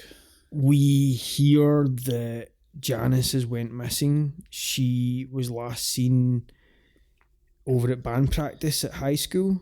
We're back in the house and Mrs. Mac is packing to go to her sister's house. She's packing her suitcase, but she's still swigging a sherry for her suitcase as well. It cuts to up in the attic and the cat's clawing at this wee lassie's face, man, in this bag. This cat's trying to eat her, Kieran. This cat wants some of that clear meat. Aye. The cat stay there, like, say if you died, would McLean fucking just knot you? Wolf away, my friend. Oh man, that'd be fucked up. I'm Imagine gone, getting I eaten by your don't care. cat. I'd rather he had something in his belly. Wee belly full of my eyeballs, man. He's got a taste for it. He'll eat you come up for the podcast the next day and he just comes for you, man. Well, I thought you were dead, but I've still managed to arrange with myself somehow to come up to your house to do a podcast. And you just do it with a corpse, you weirdo. Aye, I put you in the chair with your face hanging off. I Oh, just keep on recording. and you just like spray me with Febreze and do stuff to me. You fucking sicko. What? I wouldn't do it to you. You would. I maybe cut your foot off and like take your foot home and like play with your toes. Man, that's worse than pumping me for some reason. I don't know why. You could you hate feet. That, That's the worst I could date you. McLean, eat my feet first, son. Missy Max looking for the taxi is here to take her to her sister's house. It's beating the horn and she's shouting to the taxi driver, "Yeah, just a minute." I think she hears it meowing, or she hears a noise coming from the attic. So she climbs up to the attic, she puts her wee face through. You hear her, like you just see this wee face pop up and she's like, "Where are you?" Like that. "I can't see a goddamn thing up here." As she's doing this, we see Billy in the background. We just see his hands, and he's pulling this hook back. Yeah. It's is it a pulley? Is that what this is? It's a pulley system that he uses to get her. It's an elaborate kill. I know. This is kind of Home Alone-ish. It's cool though. Yeah, it's kind of cool. Anyway, she doesn't really know what's going on. She turns round. Oh, she goes up in the attic a little bit more and she sees Claire's body. Yeah. She doesn't do what they do in most horror movies, which is just to let out a big blood-curdling scream. She just looks kind of freaked out. What the fuck? She turns round and she sees this big pulley system hook coming towards her. Again, this movie's not very violent. It's more of a psychological horror than a slasher, I would say. It's fear. Yeah, and it's more the phone calls that are the scariest parts. But this is, I guess, the most violent death, I would say. She gets hooked with this hook kind of through her neck, and then the pulley system pulls her up. You hear her screaming like fuck. I don't know how this taxi driver doesn't hear it. It's a cool image. Yeah, it's a cool when image. the screaming hung. stops. Yeah, and one you just see a shoe. Yeah. Her shoe fall down into the floor below. And you feel it because it's a character so full of life. Yeah. And you miss her presence as soon as she's gone. Totally, she's great. Yeah. And then we see the taxi driver battering on the door. So what the hell's going on in there? And then he just leaves. The taxi driver leaves and we see the taxi driving away through that attic window that Claire's sitting at. And then we hear, and then the creep, Billy, have this tantrum in the attic and he starts like throwing stuff and going rah rah rah and like throwing stuff about like a kid having a tantrum. Yeah. It's fucking fucked up, man. It's kind of creepy. Why is he having a tantrum though? Like, the idea is that Billy molested Agnes, his baby sister, and then killed Agnes. And we think he's been put in a psychiatric home and he's escaped. That's is that what a the theory? narrative kind of tells you. Through his dialogue, that's certainly what you're left with. What have you done to the baby? We know what you've done to the baby. Nasty little Billy. And then, oh God, we get the impression he's killed Agnes. You get more of it in that sequel remake. Again, a bit too much, but it's still worth seeing. I just like being left with... there's so many questions unanswered. Maybe there wasn't an Agnes at all. Maybe this is just the narrative he's feeling today. Mm-hmm. That's what's so chilling about this. You don't know and you'll never know. Mm-hmm. That's horrifying. We go back to the search party, Ryan. Yeah, and they find the little girl. We hear screaming. We run down and this girl's been found. We never, well, at least in the cut that I've seen, you've got about 6 cuts of this DVD, so I don't know. We never see anybody or anything. It's just implied that they find somebody here. Yeah. Which kind of makes it kind of creepier that we don't see it, so we don't know how she's found and what state she's found in. It's just that the little, not Claire, but the 13-year-old girl or whatever, she's been found. We assume this is Billy. Yeah, but it's never confirmed who it is. And that's just another one of those, maybe that was one of his personalities outside the house, outside this region that did that. It's so, the world in this is so incredible. Jess comes home by herself and gets another phone call. I say, this guy, she answers the phone and whoever's on the other end is asking for help at first. He says, oh God, no, please stop me, please. Yeah. Is that right? Yes, pleading for help, then starts screaming gibberish. This is hard to make out. It's animal-like breathing is rancid. Yeah, this is probably the most uncomfortable so far. They sort of get progressively worse throughout the movie. The first one's pretty bad, the second one's pretty bad, and then this one onwards they get more sort of chaotic and disturbing. Aggressive. If that's possible. Looking for Mrs. Mac but can't find her. She assumes that she goes to her sister. She then phones the cops and reports these creepy calls. She's like, look, I'm sick of these calls. This guy keeps on phoning and leaving these gruesome, threatening messages. As she's doing this, we see a figure coming from downstairs. Again, it's first person. We're thinking, oh no, Jess, get out of the house. He's coming downstairs and how to get you. And it turns out it's just Mad Peter. I'm still at that, get out of the house. This guy can't play piano to save his life. Pete's in the house, run. This fucking mediocre musician. He's gonna play Lighthouse Family for you. Oh no, you need to run away for that. We are gonna run be. fuck. So see when Peter comes down here, he says to her, oh, what was all that shouting? I was having a nap. Yeah. Was he in the house? when He let himself. Mrs. Mac died. We don't know, do we? Or was it afterwards? It doesn't tell you, because he just comes... We see Jess coming home, and obviously Miss Mac's not there, but this is another red herring that implies that maybe Peter is a killer. It's exactly that. Yeah. He rattled Miss Mac and went for a wee sleep, but it's the slasher logic. However, I want to note now, I will in my review, I agree with you, his slasher tendencies, this isn't a slasher. No, it's not. Cause I think the reason why is there's a lot of death scenes, like in Friday the 13th, for example, that we've done on the Halloween episode. Always up to these money shots, these big, gruesome, amazing looking deaths. This is the opposite. This is all about the build up to the deaths and the aftermath of them, but the deaths themselves aren't that impressive. Like, they're no super violent. They're not like somebody gets smothered. The winch is the most elaborate thing. The next two people just... One of them, you don't even see how she dies. She dies off camera, and another person just gets stabbed. Yeah. Like, that's it. It's no like these like gruesome Freddy Krueger fucking type things. It's a creepy little thriller with slasher And tendencies. I like that. Yeah, me too. It's this... Yeah, we'll get into that. Peter comes down the stairs. Don't know why he's gone for a nap in his girlfriend's house, but okay.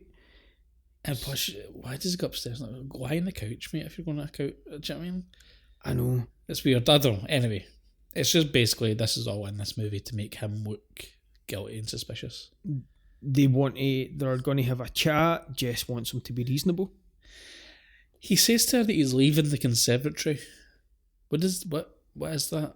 What's a conservatory? The conservatoire, like in Glasgow, like the RADA, the School of Music. Conservatoire, fuck off. He mostly wants to pass on this haircut to Elwayne. Oh man, Elwayne's going to come out with his haircut. He's like, Jess, it's either that or you cut it off my head and make you wear it.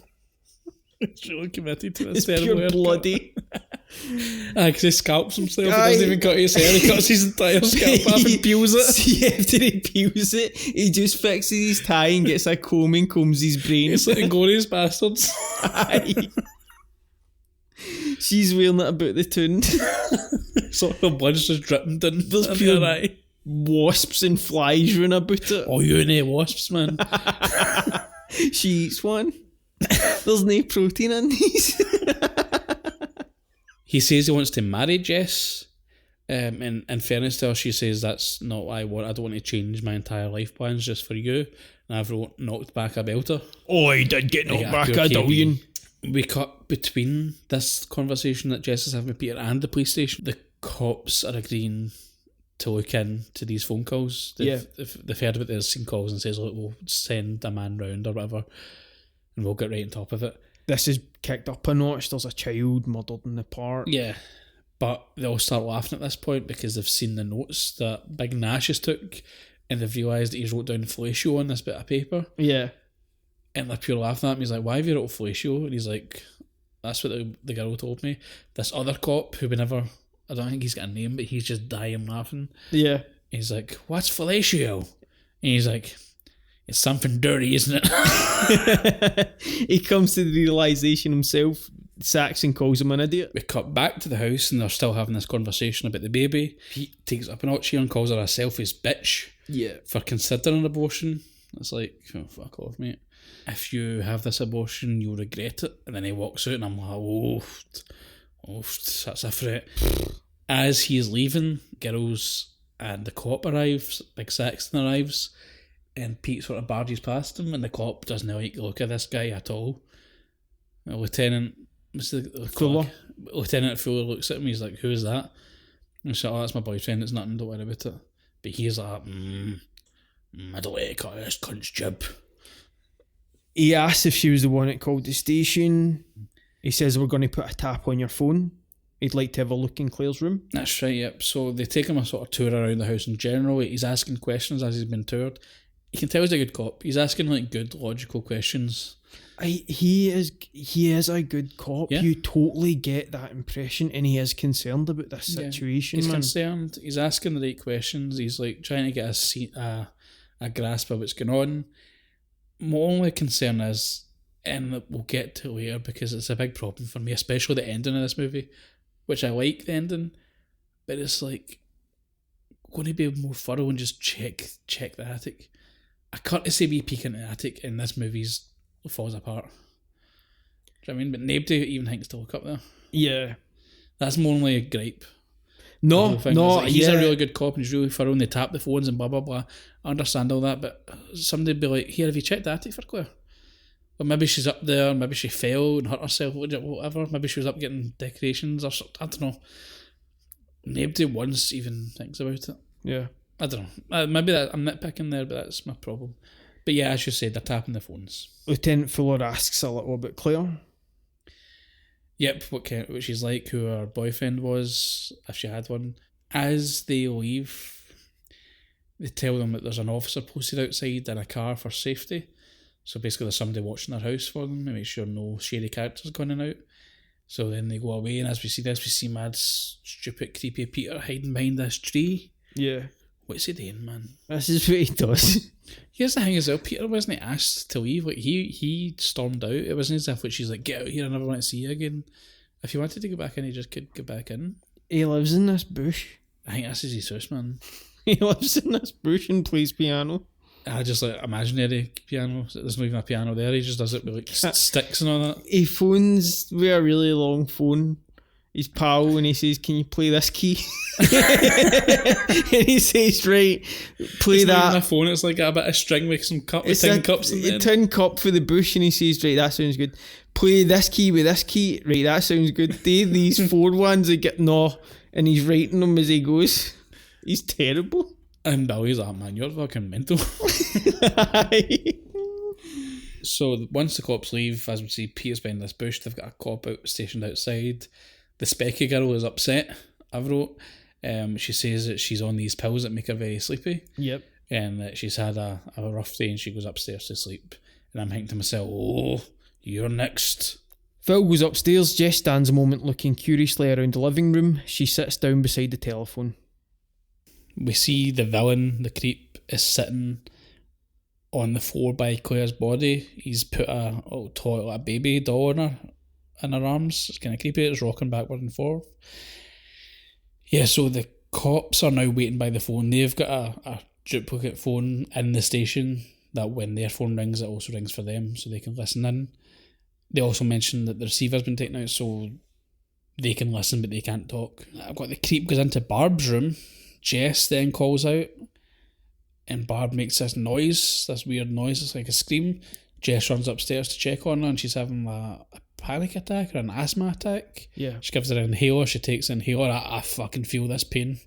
This is me on a regular basis. I find all of this horrifying, and it's how vulnerable Barb is in her state. As she's been absolutely steaming drunk. She wakes up, all she's day. got bad asthma. Clearly she's vulnerable as fuck. And the horror as well of not being able to breathe, so even if she did want to scream, she kind of get a scream out. Couldn't. But she's like that thing in that episode of Buffy. Will they steal your screams? Oh, hush. Oh, that's fucking cool, man. Just got Barb says that she has a nightmare. She thinks she had a nightmare that there's a stranger in her room. And go to the switching station. What is going on here? I know this is the 70s, man, but this is chaos how they figure this out. This is always one of those oh my god scenes, and by the way, this would just be a box you walk past in the street now. 100%, yeah. That's amazing, isn't it? Like, the thing is, now you tap a phone call, you just need your laptop in front of you like to trace this phone call. But you're chasing phone calls? No, but you know what I mean? Like, the elaborate setup. This guy is running about the station for pillar to post. He's running this big, massive server room. It's humongous. It's like a factory. This one wee guy looking at all these lights on the wall, they make no sense to me. What is going on here? I think it does add tension to it. Oh, it does. It's good for the movie. This thing is a beast, and it adds tension as he has to trace these calls via all these switching units. He's saying they need more time to figure out where this is coming from. Yeah, but before, in this scene as well, we hear some carolers outside. Don't know, is it Silent Night or whatever they're singing? There's this wee choir of winds. Jessica's down to listen to them. As she's doing this, I think she's left Barb upstairs again. And she's went downstairs and they're singing Silent Night and all that shit. I've never understood this, man. Did you ever get this in your scheme? Carol's? Aye. No. Absolutely not. That's only happened in movies. Like, see, even today, if my door went like the night and I opened it and there's a bunch of Waynes singing in unison, I'd be like, Children of the Corn, fuck this, slam the door shut. I wouldn't entertain any You'd of get that. stabbed going up my bit, singing carols. You'd get your cunt kicked in and for a good reason. You're bothering people just try to watch Noel's house party or whatever. Exactly. And then they've got the cheek, the audacity to stick out their horn after it for a donation. Too many horns out. That bucket is getting stole off them immediately. I'm kicking it. Fuck you. Oh, we're for the children's hospital. Oh, fuck off there then. I'll put you in hospital. I'll put you in the children's hospital, you wee cunts. Jess is downstairs listening to the carolers, and while she's doing this, we see this creep slinking about upstairs. He opens the door into Barb's room. She's sleeping again. He picks up this crystal unicorn. Yeah. Or glass unicorn, whatever. Ornament. And uses the spike of the unicorn to stab her in the chest. And it cuts again. It's not that violent. We don't see it, but obviously we see him aiming the point towards her, and he just drives it down, and we've got a cut. And she can't scream, obviously, because she's got the asthma and isn't able to catch her breath.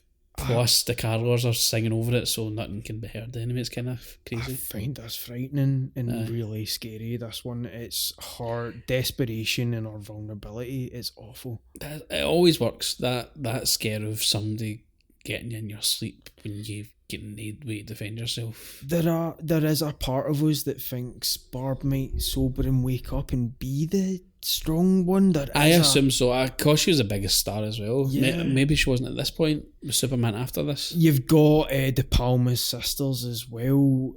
She had a career ahead of her, man, and she's so great in this. Because she stands out.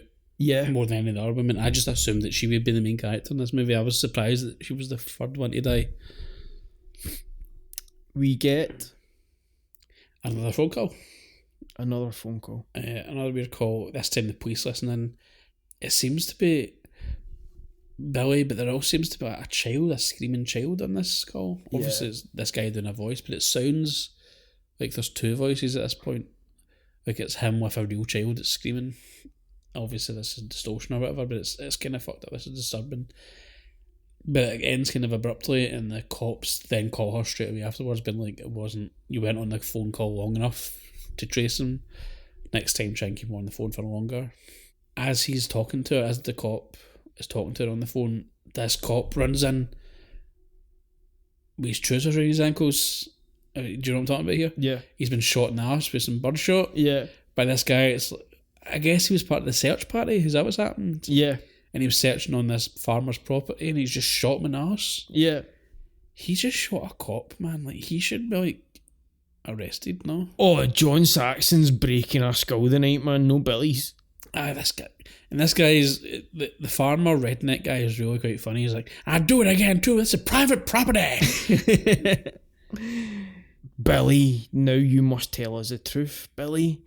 Your mother and I have to know if there's gagging silence, a raspy whispering voice comes on, taunting her hatefully. Jess, you never had any consideration for me. It was just like having a wart removed. There is a gasp and then silence. Jess is shocked. Oh my God, she's repeating what Peter said. The caller's been listening. Yeah. From inside the house. Mm-hmm. At this point, you've not put that together yet. Well, I haven't, as an audience member. I don't think that the guy's inside the house. Do you know what I mean? You don't know yet. No, you think so, obviously. I think that he's up in the basement with a phone because we see the first Jess doesn't know. That's what I'm saying. Jess doesn't know. The characters can't know. The audience kind of knows. But also there's that outside possibility that it could be Peter at this point as well. Although I'm doubting it. Even watching this movie, I'm like, it seems too obvious that it's Peter. I don't think it's him. But there's doubt everywhere, which is good. It's never clear. Jess and Specky are talking, and they're both worried. The phone goes again, and it's Peter this time, but he's crying. He sounds drunk. The cops are tracing it. Saxon is very suspicious of him, and one of the cops is like, should we trace this one? It's just her boyfriend. He's like, no, trace it. I noticed a thing here as she's on the phone to Peter here. we see a shadow upstairs moving about. Did you see this? Yeah. Like, I'm sure you did see it 'cause you've seen that a million times, but like this was cool. This like a wee detail because to me this kind of confirms at this point that it's not Peter or it's two people. It's like a Scream situation and there's more than one person. Peter and Chris, maybe, I don't know. It's cool. Oh, that's phone call and the shadowy thing in the background. Phil gets this fright at the window. There's these two mad rednecks at our window. They show up. They show up. We're from the search party. What part of the country are they in? Because these guys seem like pure southern rednecks. It seems out of place. I don't know where they came from to join this tour, but they've came from for. It's like a wee stout guy and like this big sort of tall, lanky guy. One of them's got a shotgun, but they don't. I think between them, they've not got brain cells and they've got about 4 teeth. This is why you need to watch Vigilante Justice in America and Canada, man. It's these two. It's terrifying that Americans like this have such easy access to guns. These two are cute though. They're kind of just warning the girls lock your doors. Aye, but they're also walking about with a shotgun looking for wee missing girls. Specky goes to check on Barb, and as she walks into Barb's door, when she opens the door, it snaps shut behind her and we hear her screaming, and that's kind of it. Yeah. She dies, basically, but we never see it. She just goes to check on Barb, and that's her done. I like that. Do you notice Barb's room? She's got the reef outside her door, but it's got little miniature bottles of booze. Yeah, fitting with the character. Yeah. I like this Phil death because Billy's been waiting this time or disturbed by Phil. And maybe he was up. doing something. Yeah. And she's walked in and he's just, I'll take you as well. It's kind of fucked up. It's very sudden. Saxon, I keep on calling him Saxon. What's his name again? Fuller. Lieutenant Fuller goes to the piano class because he's suspicious of the boyfriend and he finds the piano all smashed up. Yeah. And quite rightly, he's a bit like, this guy is fucking unhinged. Jess goes around downstairs locking all the doors. She's looking around for Phil, but there's no answer. She shouts for Phil. Nothing answering. We get the shot of the police car. Yeah, we get a shot of the police car outside, but we don't see inside it yet. I like this. She looks out the window, she can see the police car still there, and then the phone goes again. She answers it. It's not a creepy call. I've wrote down here the stuff I was able to gather for this phone call. Fat pig, where's the baby? And then screaming. Yeah. That's all I've heard. So the word fat pig, where is the baby? And then horrible screaming. As this is all going on, the police are tracking this call. This guy's running about this fucking warehouse trying to track this call. Again, that's when they work today, because as I said, it would just be somebody sitting on a laptop. They do it in Die Hard 2, Die Hard 3, Die Hard Avengers, remember? And Simon Says was on the phone to him. That worked. You have to cap that shit around 1998, Ryan, for it to work. Anything beyond that... Now, he slapped a VPN on. It says he's in Algeria. Again, Thanksgiving does it really well. They do use... Is that a period piece, Thanksgiving? No. You feel it is in every other sense of the word. But they use Instagram and they use little bits of technology wonderfully. He knows exactly how to do it. It is excellent. Killer's got a wee voice changer thing connected to like an iPad. You'd normally go, but they do it right. It looks great. All of that stuff. Pick the call. Lieutenant's in the car. He's listening to this through the police radio. He phones whoever at the police station. He says, I need you to trace that call. The guy comes back and says the call was coming from number 6 such and such. Safe. And then he says, no, that's where that's the address of the sorority. I need to know where it's coming from. He's like, no, it's coming from inside the house. And I'm like, whoa, that's where that came from. Yeah. This shook me. I mean, Billy's inside that house, but you do get like cold water going down your spine when it's the killer's inside the house. And plus, that still it's works. cool to hear that this is where that came from. Yeah. Because I know this annoyingly from like Scary Movie and all the parodies of this. But this is like the OG of that. It's coming from inside the house, which is like been done on Treehouse of Horror and stuff now. Do you know what I mean? Yeah. But you're like, oh, that's fucking cool. And I like the way the movie pure ramps up here with the tension, because like the lieutenant instantly knows what's happening. He freaks out. He's like, get somebody over there right now. He tries to get in touch with the guy in the car. It cuts to him and he's got his throat slit in this motor. How cool was that? That was cool as fuck. And When did Billy do He that. could have done that as soon as the cops left. For all we know, we don't see that death. Ramping up, Yeah.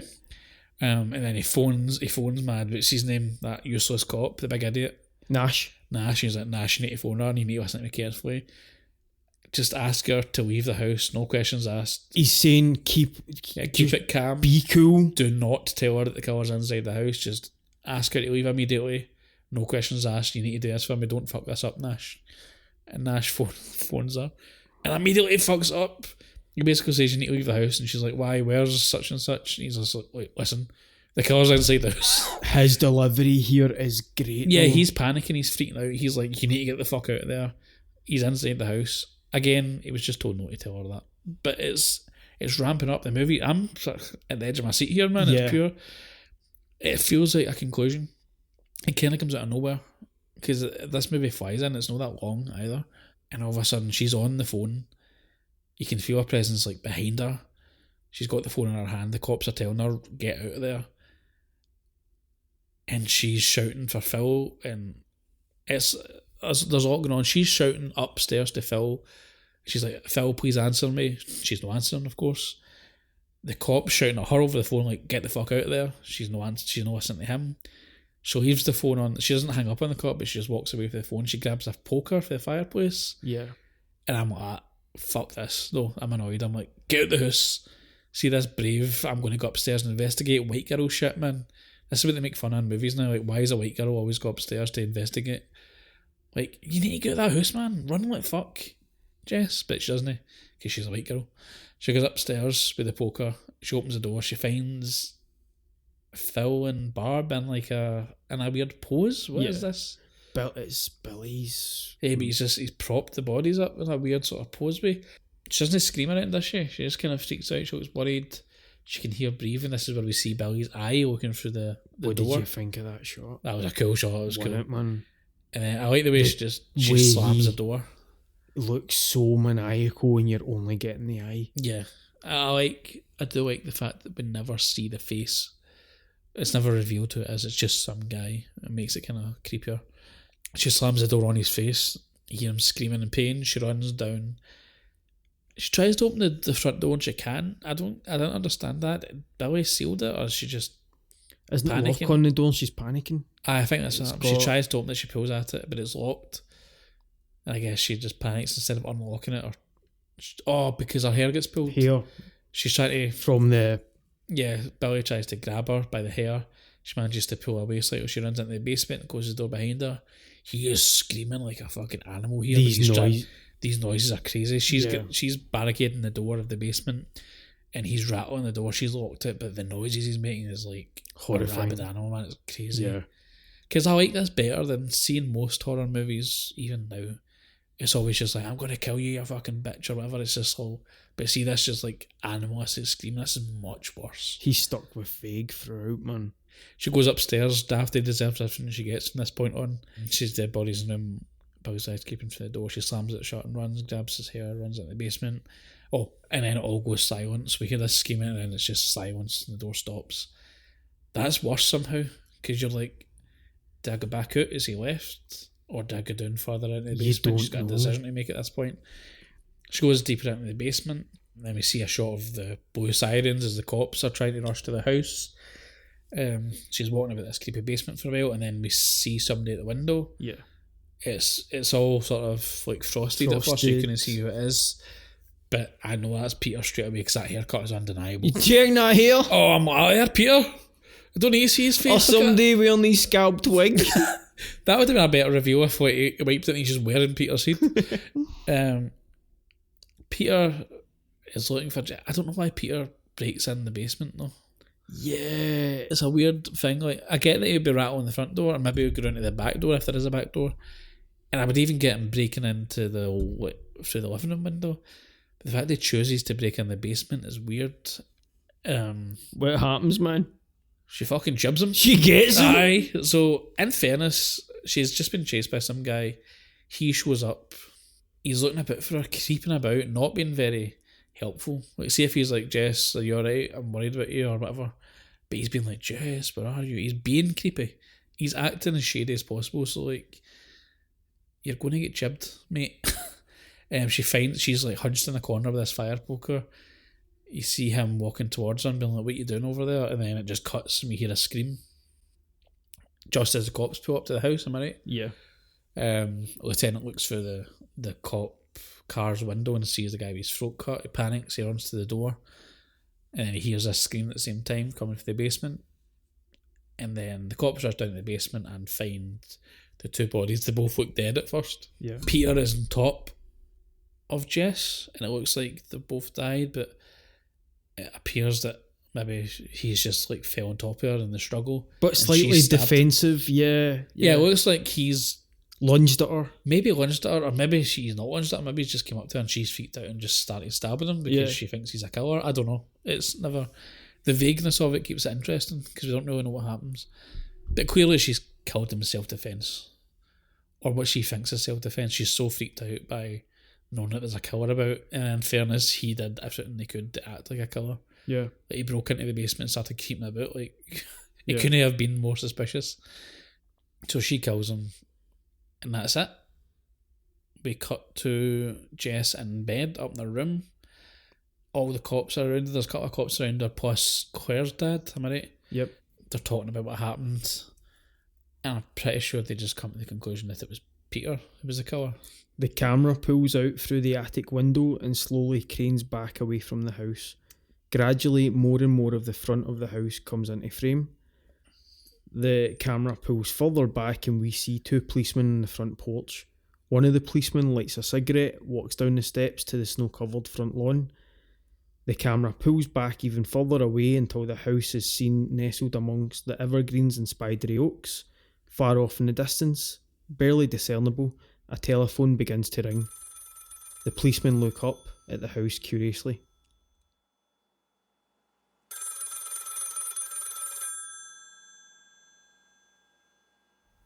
Black Christmas 1974, what do you think, man? First time watch? First time watch. I was so excited for you watching this. You typed up so much that I was nervous myself because I was like, what if I don't like this? Yeah, that's totally fine. What if I hate this? It's going to be funny if it's like that. I know. I was pleasantly surprised. The first 5, even 10 minutes, I wasn't so sure because the tone is so weird. I don't really know what's going on. I still thought, is this a slasher movie? Is it a monster? Is it a killer?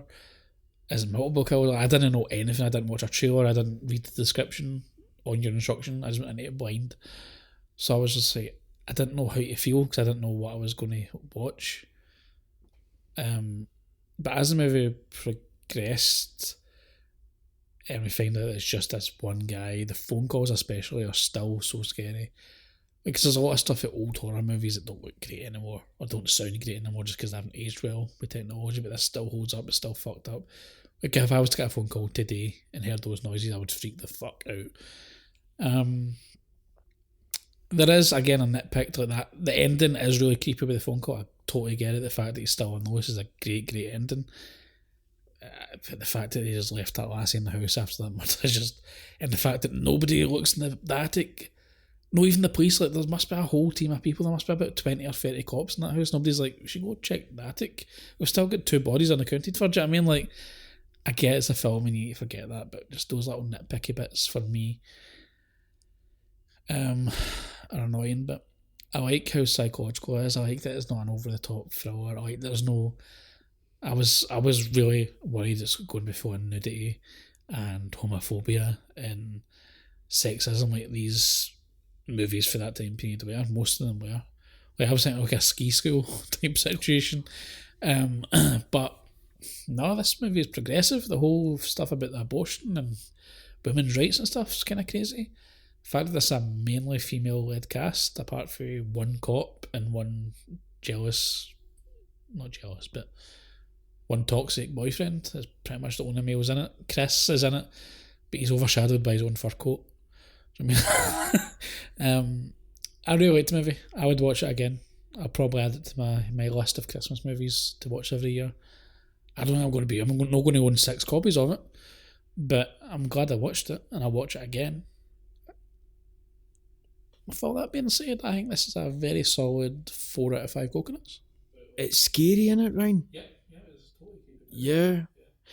Black Christmas 1974. The tagline, "If this movie doesn't make your skin crawl, it's on too tight." It summarises everything to me. This film frightens me, scares me, chills me to the bone. It was made 50 years ago and it still amazes me. The warm glow of the Christmas lights are beautifully captured, and we still find our spines frozen as the sicko erratically stalks this sorority house in town. I think the world of this film is brought to us terrifically by the late master Bob Clark. It's so vivid. I love this cast. Saxon, Olivia, Margot Kidder, they're all terrific. Shout out to that Canadian babe Art Hindo as well with that massive coat. The characters are fantastic. I believe all of this. The movie, this would be a desert island disc for me. I watched this no less than 3 times between November and December. I think this film is a masterpiece. I get that mix of chills and total ecstasy when I think of or see anything related to Black Christmas 1974. I also think both remakes are totally worth a watch. 5 out of 5 coconuts. Right, and with that being said, Eedjit Features are going to wish you a very Merry Christmas and a Happy New Year. and we will see you in 2024.